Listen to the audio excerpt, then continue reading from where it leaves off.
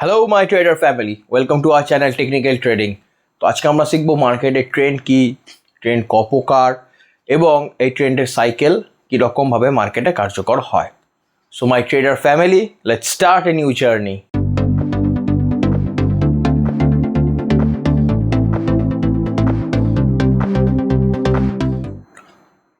তো সবার প্রথমেই আমরা আজকে দেখব যে ট্রেন্ড ক প্রকার বা ট্রেন্ড কি।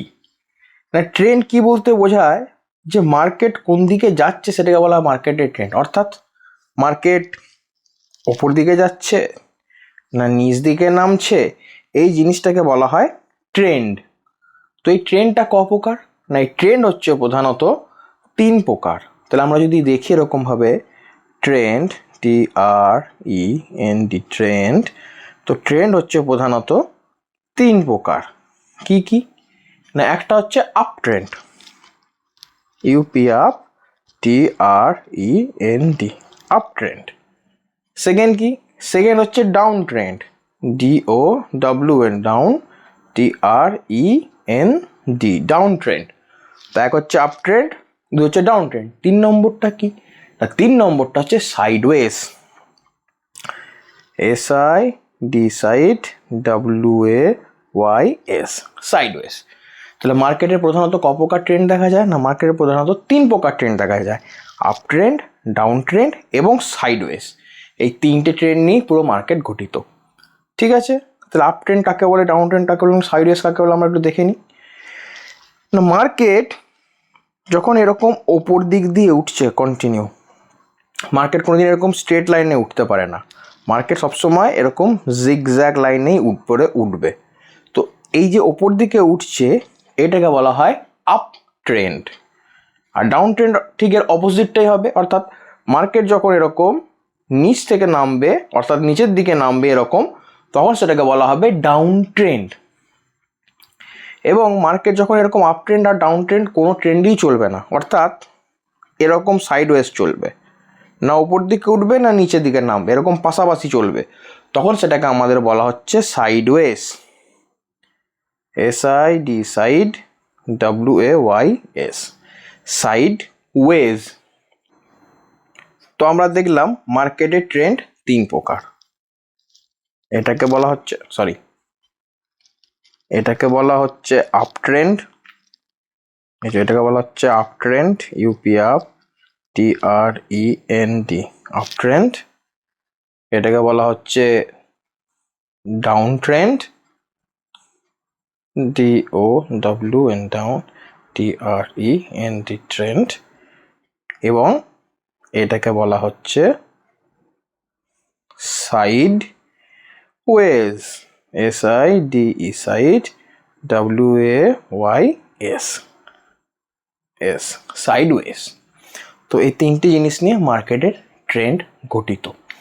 এবার এই তিনটি জিনিস মার্কেটে চক্রাকারে আসতে থাকে, অর্থাৎ একটা সাইকেল ওয়াইজ আসতে থাকে। কেমন না, দেখাই আমরা।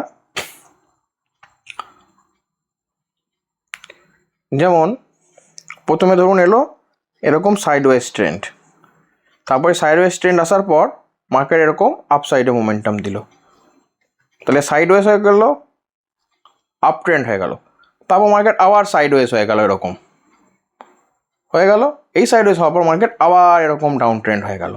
তো মার্কেট এরকম চক্রাকারে ঘোরে, অর্থাৎ প্রথমে এই সাইডওয়েজ চলবে যেটাকে কনসলিডেশন বলা হয়, তারপর আপ ট্রেন্ড যাবে, তারপর আবার সাইডওয়েজ যাবে যেটাকে আবার কনসলিডেশন বলা হবে, এবং তারপর আবার ডাউন ট্রেন্ডে আসবে। তো এই সাইকেলটা মার্কেটে ঘুরতে থাকে। তো এই সাইকেলটাকে মার্কেটের নাম দেওয়া হয়েছে, এটাকে বলা হয় মার্কেট সাইকেল। না, মার্কেট সাইকেল কি কি? না, মার্কেট সাইকেল হচ্ছে প্রধানত চার প্রকার। মার্কেট সাইকেল প্রধানত যে চার প্রকার বললাম, তাহলে সেগুলো কি কি দেখে নিই।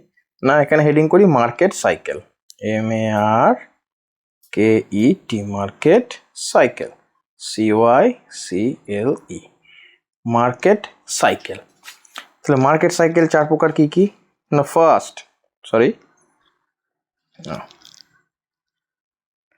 ফার্স্ট বলা হয় যে ফেজটা, সেটাকে বলা হয় accumulation phase, ACCUMULATION, accumulation phase. Second ফেজটা যেটা আছে মার্কেটের সেটাকে বলা হয় advancing phase, ADVANCING, advancing phase. Third যে ফেজটা আছে সেটাকে বলা হয় মার্কেটের ডিস্ট্রিবিউশন ফেজ, ডিস্ট্রিবিউশন, DISTRIBUTION,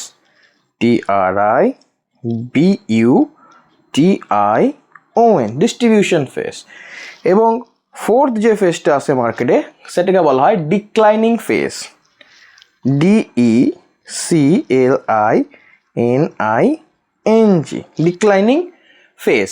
তো এই চারটে ফেজ নিয়েই মার্কেটের সাইকেলটা গঠিত, অর্থাৎ এই আপ ট্রেন্ড, ডাউন ট্রেন্ড এবং সাইডওয়েজ এই চারটে ফেজের মধ্যে দিয়ে যায়। তো এই চারটে ফেজকে আমরা এবার একে একে দেখব কি কি না। চারটে সাইকেলের মধ্যে প্রথম আসছে আমাদের অ্যাকুমুলেশন ফেজ। অ্যাকুমুলেশন ফেজ কোনটা না, অ্যাকুমুলেশন ফেজ হচ্ছে one type of sideways market, যেটা ডিক্লাইনিং ফেজের পর শুরু হয়। অর্থাৎ মার্কেটের ডাউন ট্রেন্ডের পর এই অ্যাকুমুলেশন ফেজ দেখা যায়। অর্থাৎ মার্কেট এরকম একটা ডাউন ট্রেন্ডে এলো, তারপর মার্কেট যখন এই কনসলিডেশন করবে এই ফেজটাকে বলা হবে অ্যাকুমুলেশন ফেজ। এই ফেজে মার্কেট নিজের পাওয়ারটাকে সঞ্চয় করে পরবর্তী আপ ট্রেন্ডে যাওয়ার জন্য। তো দেখা যাক অ্যাকুমুলেশন ফেজের পর কোন ফেজটা আছে। তো মার্কেট এই ডিক্লাইনিং ফেজের পর যে অ্যাকুমুলেশন ফেজটা মার্কেট তৈরি করে, এই অ্যাকুমুলেশন ফেজকে যখন মার্কেট ব্রেকআউট দেয়, অর্থাৎ এই অ্যাকুমুলেশন ফেজের এই রেঞ্জটা আছে, এই রেঞ্জটাকে যখন আপ দিকে ব্রেকআউট দেয় তখন মার্কেটে শুরু হয় অ্যাডভান্সিং ফেজ, অর্থাৎ মার্কেট এরকম আপসাইডে যায়। তাহলে এটাকে বলা হচ্ছে অ্যাকুমুলেশন, ACCU লিখলাম, এটা ডিক্লাইনিং, DEC লিখলাম, এটা হচ্ছে অ্যাডভান্সিং, ADV, অ্যাডভান্সিং ফেজ। তো অ্যাডভান্সিং ফেজে যাওয়ার পর মার্কেট আবার যখন কনসলিডেট করে, অর্থাৎ মার্কেট আবার এরকম সাইডওয়েজ যায়, তখন এই ফেজটাকে মার্কেটের বলা হয় distribution phase, DIS, distribution phase বলা হয় মার্কেটের। এই আপ ট্রেন্ডে মার্কেট যাওয়ার পর যে কনসলিডেশন করে মার্কেট, সেটাকে বলা হয় মার্কেটের ডিস্ট্রিবিউশন ফেজ। এবং আমরা জানি যে ডিস্ট্রিবিউশন ফেজের পর যখন এই ডিস্ট্রিবিউশন ফেজের এই রেঞ্জটাকে যখন মার্কেট ডাউন সাইডে ব্রেকআউট দেয়, তখন মার্কেটে আবার ডিক্লাইনিং ফেজ পুনরায় শুরু হয়ে যায়। অর্থাৎ এই সার্কেলটাই মার্কেটে এরকম গোল গোল করে চলতে থাকে। প্রথমে এরকম ডিক্লাইনিং ফেজ, তারপর অ্যাকুমুলেশন, তারপর অ্যাডভান্সিং ফেজ, তারপর ডিস্ট্রিবিউশন ফেজ, তারপর পুনরায় আবার ডিক্লাইনিং ফেজ, DEC লিখলাম আমি, পুনরায় আবার ডিক্লাইনিং ফেজ। তো এই কন্টিনিউ যে চক্রাকারের মার্কেট ঘুরছে, এটাকে বলা হয় মার্কেট সাইকেল। অর্থাৎ মার্কেটে এই accumulation phase, advancing phase, distribution phase এবং ডিক্লাইনিং ফেজ এরকম একটা এই সার্কেল অনুযায়ী এরা চলতে থাকে। এদেরকে বলা হয় market, MARKET, market cycle, CYCLE, market cycle. তো এই পুনরাবৃত্তি মার্কেটে ঘটতে থাকে, আপ ট্রেন্ড, ডাউন ট্রেন্ড এবং সাইডওয়েজের এই সাইকেলটাতে মার্কেট ঘুরতে থাকে। তো এই সাইকেলটা মার্কেট ঘোরে, এটারও একটা নির্দিষ্ট নিয়ম আছে। কিরকম না, ধরুন এটা হলো মার্কেটের একটা অ্যাকুমুলেশন ফেজ, এরপর মার্কেটে হলো এরকম একটা, এটা অ্যাডভান্সিং ফেজ, দেন ডিস্ট্রিবিউশন ফেজ, দেন আবার ডিক্লাইনিং ফেজ। তো এই ডিক্লাইনিং ফেজটা যেটা আছে, এটা এই অ্যাডভান্সিং ফেজটার 50% পর্যন্ত হবে। অর্থাৎ এই ডিক্লাইনটা যেটা হবে সেটা এই অ্যাডভান্সিং ফেজ যেটা আছে, এই অ্যাডভান্সিং ফেজের 50% পর্যন্ত প্রাইস নামবে। যদি এই 50% পর্যন্ত নামার পর মার্কেট এখানে আবার কনসলিডেট করে, অর্থাৎ আবার অ্যাকুমুলেশন শুরু করে, আবার পুনরায় মার্কেট অ্যাকুমুলেশন, অ্যাডভান্সিং এরকম করে ঘুরবে। কিন্তু যদি মার্কেটের এই ডিক্লাইনিং ফেজটা অ্যাকুমুলেশন ফেজের 50%-এর নিচে নেমে যায়, তখন কিন্তু মার্কেটে বুঝে যেতে হবে যে ট্রেন্ড রিভার্সাল হয়ে গেছে, অর্থাৎ আমাদের প্রপার ডাউন ট্রেন্ড শুরু হয়ে গেছে। তাই সব ডাউন ট্রেন্ডই যে ডিক্লাইনিং ফেজ তা কিন্তু নয়।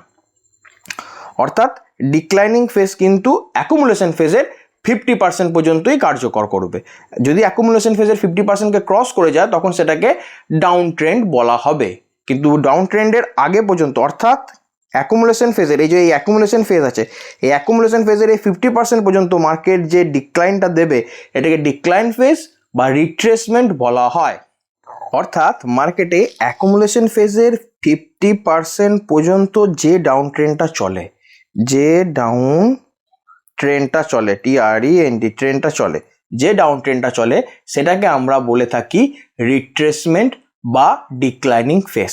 কিন্তু অ্যাকুমুলেশন ফেজের যদি 50%-এর নিচে মার্কেট ক্লোজিং দিয়ে দেয় তখন সেটা হয়ে যাবে প্রপার ডাউন ট্রেন্ড, সেটা তখন আর কোনোভাবেই কোনো রিট্রেসমেন্ট থাকবে না। তারপরে ডাউন ট্রেন্ডের পর আমাদের আবার অপেক্ষা করতে হবে যে কখন আবার অ্যাকুমুলেশন ফেজ এরকম তৈরি করছে, তারপর আবার আপ ট্রেন্ড তৈরি হবে। তো এইভাবে মার্কেটের সাইকেলটা কিন্তু ঘুরতে থাকে। তো চলুন মার্কেটে দেখে নেওয়া যাক যে মার্কেট সাইকেলগুলো কীভাবে কাজ করে। তো এখানে আমরা দেখতে পাচ্ছি দেখুন একটা ডিক্লাইনিং বা দেখুন ডাউন ট্রেন্ড বা একটা ডিক্লাইনিং ফেজ।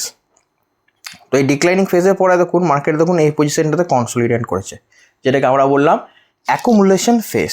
দেখুন এটা যখন ব্রেকআউট দিয়েছে দেখুন মার্কেট কিন্তু আবার দেখুন আপসাইডে গেছে, যেটাকে আমরা বললাম অ্যাডভান্সিং ফেজ। এই যে আপসাইডে গেছে, এই অ্যাডভান্সিং ফেজের আপসাইডে যাওয়ার পর দেখুন এই চত্বরে মার্কেট আবার কিন্তু কনসলিডেশন করেছে এই যে এখানটাতে, যেটাকে আমরা বললাম ডিস্ট্রিবিউশন ফেজ।